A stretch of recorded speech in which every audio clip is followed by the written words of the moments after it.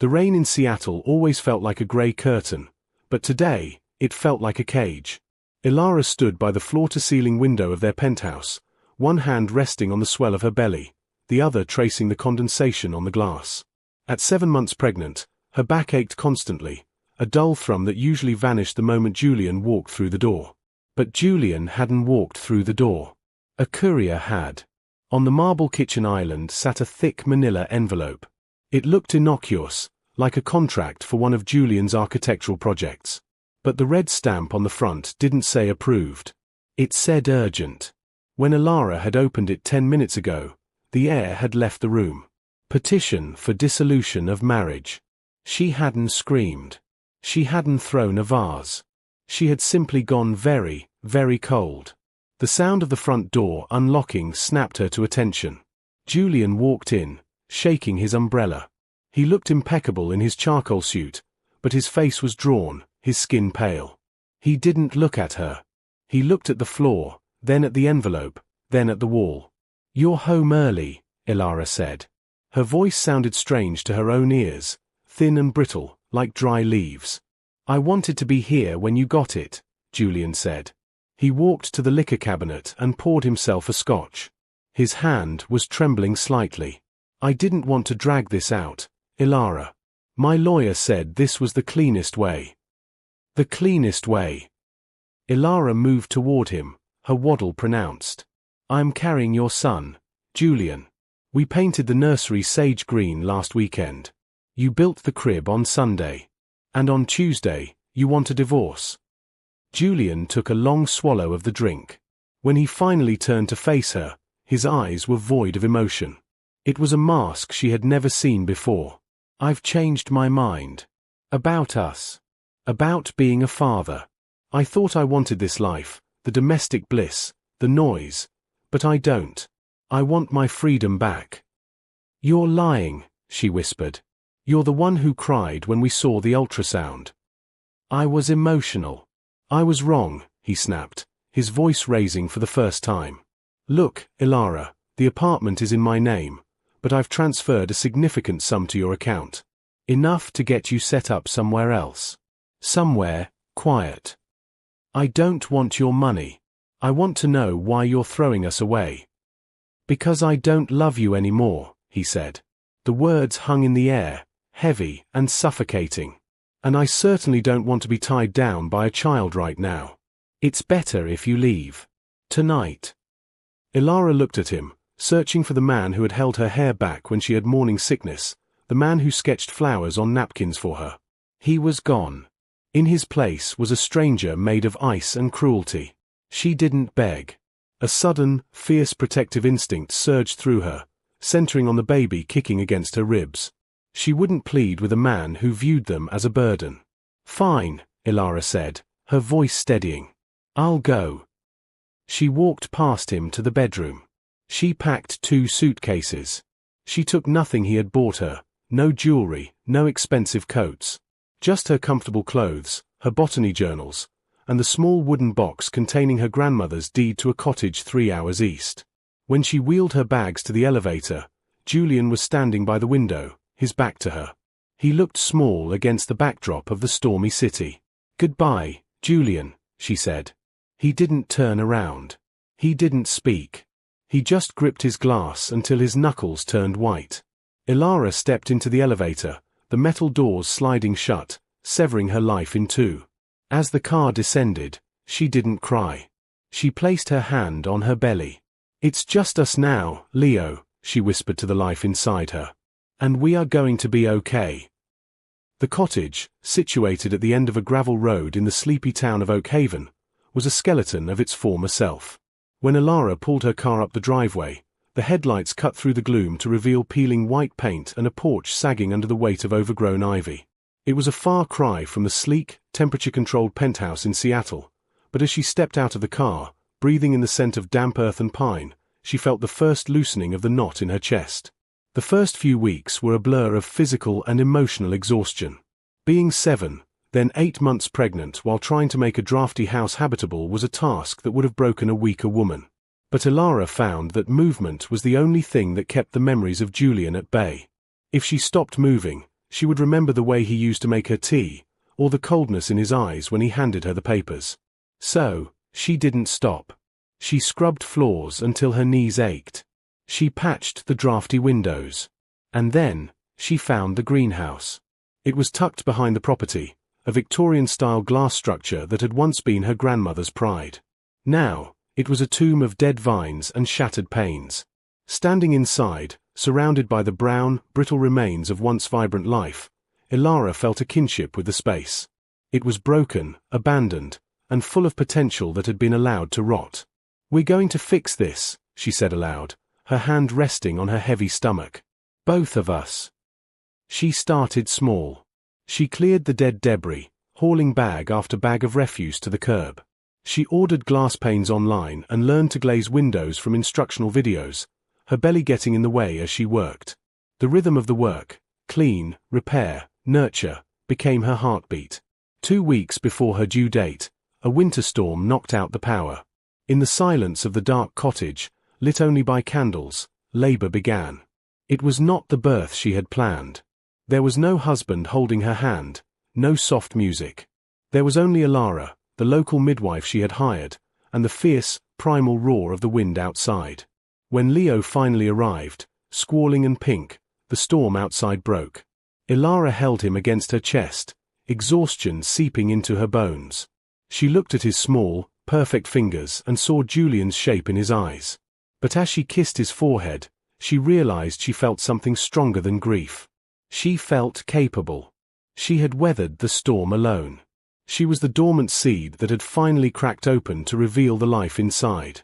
Spring arrived in Oak Haven with a riot of color, and with it, Ilara's life began to bloom in unexpected ways. Leo was now a chubby 4-month-old who spent his days in a carrier strapped to Ilara's chest while she worked in the now-restored greenhouse. It was no longer a tomb, it was a sanctuary. Ilara had used the last of her savings to import rare, resilient botanicals, plants that could survive frost, neglect, and poor soil. She felt they were appropriate mascots for her new life. She named her business the Glasshouse. It started simply. She posted photos of her unique arrangements on social media. Her aesthetic, raw, organic, and deeply emotional, struck a chord. People didn't just want flowers, they wanted the story of resilience she wove into every caption. A local influencer shared her post about a resurrection fern that came back to life after drying out, and suddenly, orders were flooding in. Ilara was busy. She was tired. But she was also smiling. She hired a local teenager to help with packaging, and the cottage began to fill with the smell of rich soil and fresh espresso. She was building a future for Leo that didn't depend on child support or alimony. She was defining herself not as a discarded wife, but as a creator. One afternoon, while searching for tax documents in a box she hadn't opened since leaving Seattle, her hand brushed against heavy wool. It was Julian's charcoal trench coat. She had packed it by mistake in her haste. Her first instinct was to throw it away.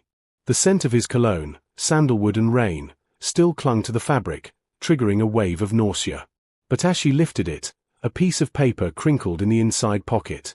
Ilara pulled it out. It was a receipt, dated 2 weeks before he served her the divorce papers.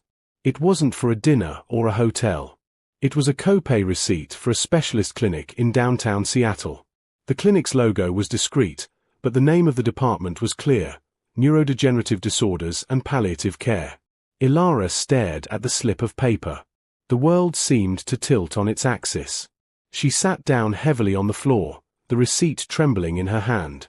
She remembered the weeks leading up to the divorce, how Julian had been dropping things, the slight tremor in his hand she had dismissed as stress, the way he had stopped driving at night. He hadn't left her for another woman. He hadn't left because he didn't love her. He had left because he was dying. A mix of fury and heartbreak rose in her throat. He had made a decision for her. He had decided she was too weak to handle his illness, too fragile to watch him fade.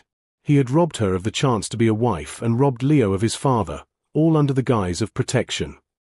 She didn't call him. Not yet. She folded the receipt and placed it on her desk, under a heavy pot of ivy. She looked out the window at her thriving garden. She had rebuilt a ruin once. She knew she could handle broken things. But now, She had to decide if she wanted to fix the man who had broken himself to save her. The expansion of the glasshouse was celebrated with a grand autumn festival. The air in Oak Haven was crisp, smelling of cider and wood smoke. Ilara moved through the crowd of customers like a queen in her court, directing staff, accepting congratulations, and occasionally checking on Leo, who was napping in his playpen behind the counter. She was vibrant, wearing a dress the color of moss, her hair loose and wild. She felt unstoppable. Then, the bell above the door chimed, a sound she had heard 100 times that day. But when she looked up, the smile froze on her face. Standing in the doorway, silhouetted against the bright afternoon sun, was a man who looked like a ghost of her husband. Julian leaned heavily on a silver-handled cane.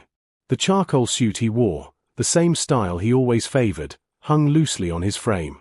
His cheekbones were sharp enough to cut, and his skin had the grey, papery quality of a dried leaf. The chatter in the shop faded into a dull buzz in Ilara's ears. She handed a customer their receipt with a trembling hand and whispered to her assistant, "Take over, please." She walked around the counter. Julian didn't move.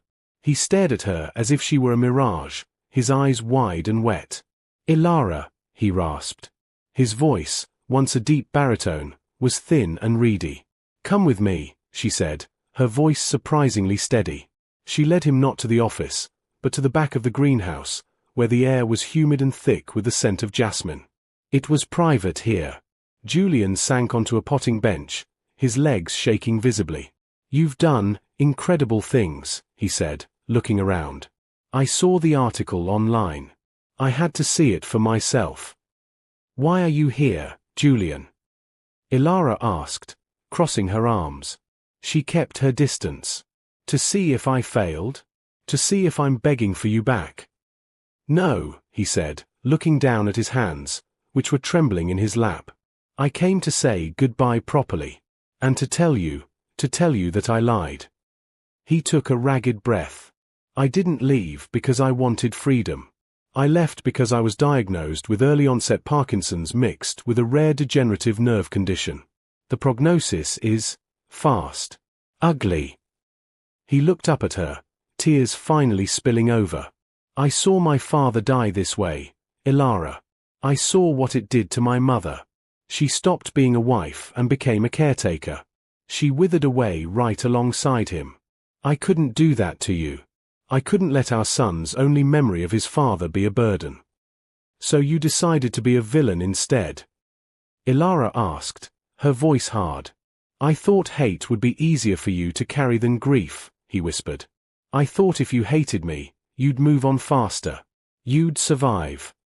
The chaos that erupted behind them was muffled as the heavy oak doors of the manor slammed shut.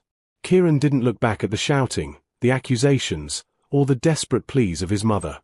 He stood on the snowy porch, holding Elena's hand. She was shivering, not just from the cold, but from the adrenaline of freedom. In her other arm, she held a sleepy Leo, wrapped in a thick wool coat she had grabbed on the way out. "Where do we go?" Elena asked, her breath misting in the freezing air. "We have nothing, Kieran. My mother is gone now. I have no savings. They controlled everything."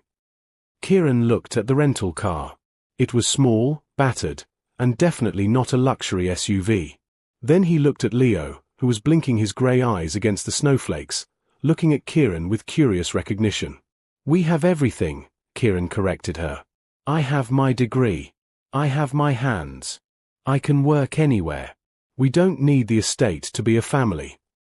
He opened the car door and helped her buckle Leo into the back seat. The boy reached out and touched Kieran's sleeve. "Are you the music man?" Leo asked sleepily. Kieran smiled, tears finally spilling over. "Yeah, Leo. I'm the music man. And I'm going to teach you how to play the rest of that song." As he got into the driver's seat, the front door of the mansion opened one last time. Julian stood there, silhouetted by the warm, golden light of the hallway. He looked small, trapped in the enormous house, a king of an empty kingdom. Kieran started the engine. He didn't feel anger anymore. He felt pity. He put the car in gear and drove down the long, winding driveway. The snow was falling harder now, covering their tracks as they went. Behind them, The Blackwood estate disappeared into the whiteoat, a relic of the past. Ahead of them, the road was dark and uncleared, difficult and uncertain. But for the first time in 5 years, the path was theirs to choose.